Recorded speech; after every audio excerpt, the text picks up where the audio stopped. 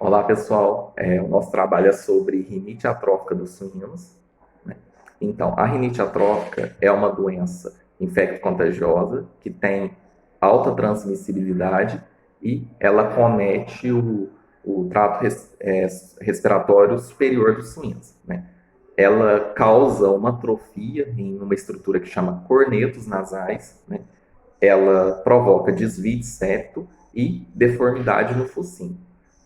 É uma doença com grande impacto econômico na suinocultura, porque ela reduz a conversão alimentar e os animais tendem a ter dificuldade de ganhar peso. Então, eles ficam animais refugos, que não crescem, que não se desenvolvem, né? Então, ela, por ter alta transmissibilidade, ela está disseminada em várias áreas de produção de suínos do Brasil. E trata-se de uma doença insidiosa. O que é insidiosa? Insidiosa é uma doença que tem manifestação de sinais lentamente e vai agravando com o tempo, né, se não for tratado. Vou falar um pouco da etiologia. A etiologia da rinite atrófica, ela é causada por a etiologia.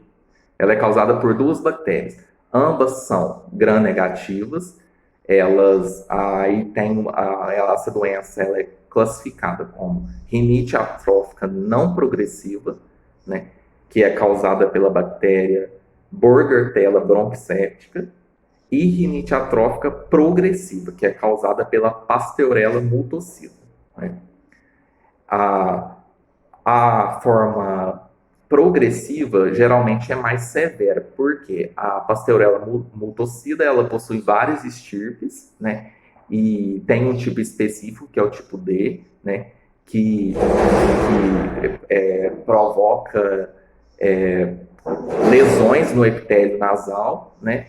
E acaba levando a atrofia de septo e também provoca redução no crescimento desses animais e atinge diretamente a ossificação, né?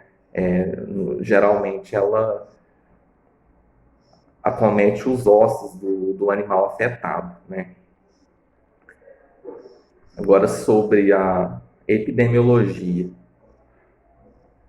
A epidemiologia da doença ela é distribuída mundialmente e tem grande importância nas regiões que têm criação de suínos intensiva, né? No ano de 1999, ela foi encontrada em 49,45% de suínos abatidos em frigoríficos, né? Pela alta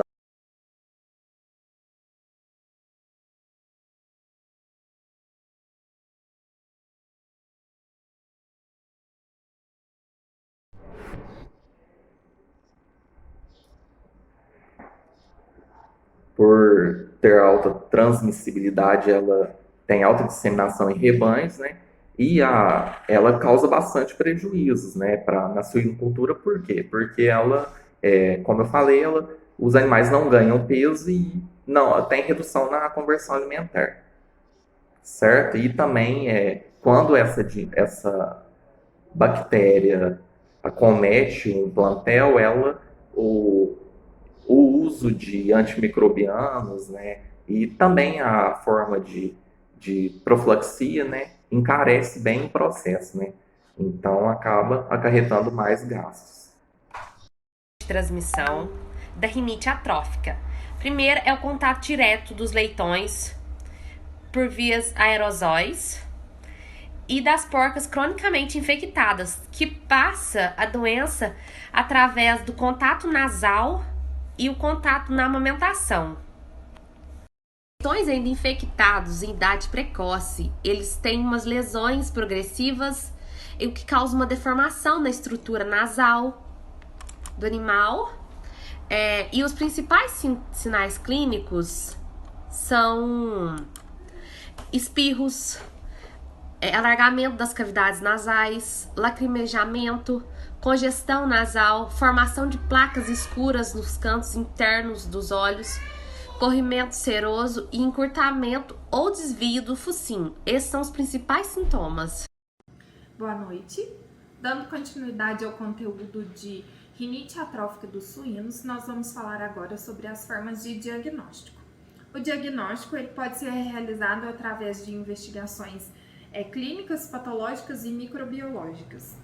Ela é fácil de identificar pós-mortem, mas também é possível identificar quando o animal ainda está vivo. Os sinais clínicos são muito sugestivos da doença, porém não fecha o diagnóstico.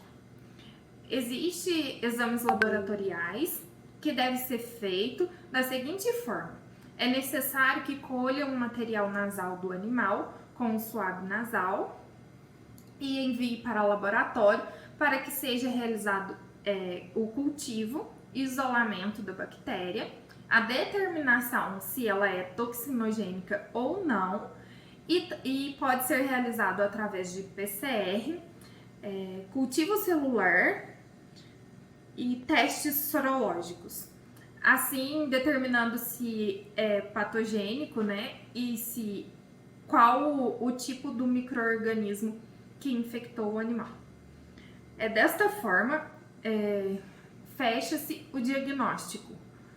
Mas também, no exame pós-mortem, pode ser realizado a avaliação, que é feita da seguinte forma: é feito um corte transversal no focinho entre o primeiro e o segundo dente premolar, na altura da comissura labial.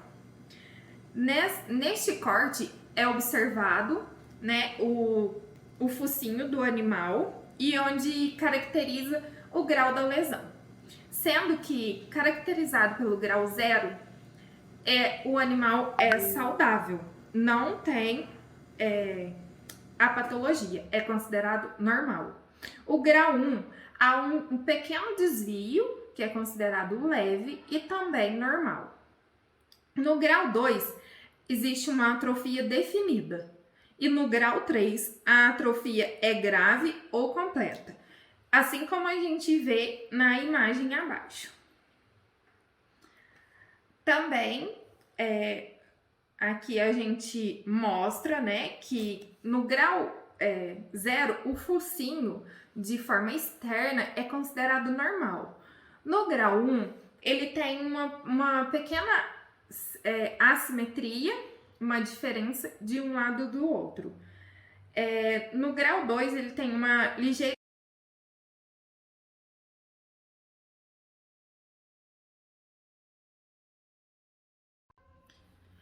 A rinite atrófica dos suínos é uma doença que permite tratamento. O tratamento ele pode ser realizado através do uso de antimicrobianos, que geralmente são utilizados combinações e sulfas, oxitetraciclina, doxiciclina, derivados de quinolonas, aminoglicosídeos, macrolídeos, florfenicol, entre outros. Esses antibióticos, eles devem ser utilizados de forma prudente. No caso agudo da doença, de forma que atinja todo o plantel, esses medicamentos eles podem ser aplicados nos animais através da ração e água. Porém, deve ser observado com muita cautela a quantidade, as doses necessárias para cada animal, a quantidade de alimento ingerido, para que seja exato o cálculo da quantidade de medicamento necessário. Porque o tratamento com antibióticos é muito rigoroso para que surja o efeito esperado. Também é importante que a gente observe os exames realizados através dos diagnósticos que a gente já viu, né? Que a gente observe estes exames laboratoriais para que a gente possa utilizar os medicamentos certos que darão um resultado esperado para a gente, né? Que é de melhora, de cura da doença. Então, gente, é importante também que seja observado o prazo de carência para o abate do animal, porque quando o animal faz uso de antibiótico, ele precisa de um prazo para depois ele poder ir para o abate, para que esses medicamentos não fiquem na carne que será consumida pelo ser humano. Também pode ser realizado como profilaxia, o antibiótico, inclusive em porcas que estão para parir, ele pode ser utilizado no último mês de gestação até que ela tenha os filhotes, para que essa doença não seja transmitida aos leitões. Então, a gente tem uma tabela aqui que mostra para a gente os principais antibióticos, né, os principais princípios ativos utilizados, a dose necessária e o tempo de tratamento necessário. Boa noite, pessoal. Então, a melhor maneira, né, de evitar problemas respiratórios graves pode ser manter o ambiente dos suínos o mais livre possível do estresse imunológico, social, nutricional, associado à transferência de leitões, né, de uma instalação para outra, por exemplo, desmame, creche, crescimento e terminação, que pode causar sintomas respiratórios. Entre os principais fatores, né, para a propagação da doença, são levados em consideração a configuração das instalações, o tipo de galpão, o sistema de ventilação do espaço fechado ou a circulação de ar do espaço aberto. Outros fatores que agravam são o uso de sistemas de produção contínua, amônia excessiva e dióxido de carbono, ventilação insuficiente, faixa de temperatura diária maior que 8 graus, umidade relativa maior que 65% ou menor que 73% e quantidades excessivas de equipamentos nas instalações, superlotação, né? Mistura de animais de diferentes estágios, presença de grande quantidade de poeira e volume de ar inferior a 3 metros cúbicos por animal. Voltando aqui, gente, os prejuízos, né, econômicos causados pela doença são bastante graves, causando prejuízos tanto aos produtores quanto às indústrias. Para os primeiros, devido ao gasto com medicamentos, o desenvolvimento físico e a mortalidade dos animais afetados são reduzidos. No que se refere ao setor, à condenação de carcaças, principalmente no caso de pleuropneumonia.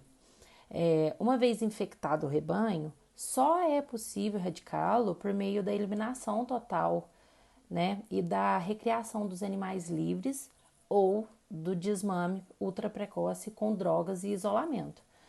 Portanto, né, para coexistir com a doença em um nível que não cause danos graves, várias medidas de controle podem ser implementadas. A primeira das quais é um bom manejo, higiene, saúde, formulação de planos de tratamento como sulfas, tetraciclinas, quinolonas e tiamulinas, usado com ração por tratamento aí de 15 a 20 dias. Como prevenção, os medicamentos podem ser utilizados durante 35 dias, 7 dias antes e 15 dias após o parto dos leitões. E o programa de vacinação das leitoas, 2 doses, aos 60 e aos 90 dias de gestação. Nas porcas, 1 dose de gestação e nos leitões aos 7 e 28 dias de idade. E após os 6 meses, né, avaliar se preciso definir novas estratégias aí. Vacinação rinite atrófica dos suínos.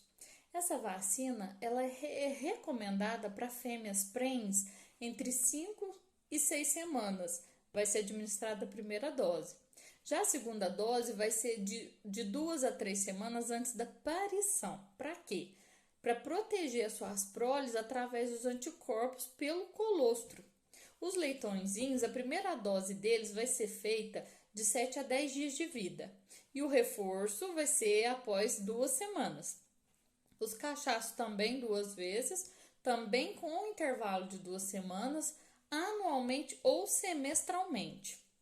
Em leitões desmamados, o uso de uma única dose da vacina não protege contra a toxina Pasteurella multocida.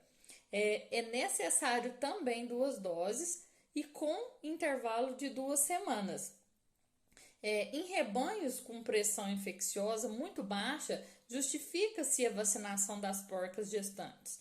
Outra coisa muito importante é a presença do médico veterinário. É de suma importância porque ele que vai saber avaliar quais são as condições da fazenda, qual que é o menor plano de manejo para os animais, sempre respeitando as medidas de biossegurança. A vacinação é um momento crucial e deve ser realizada com todo cuidado.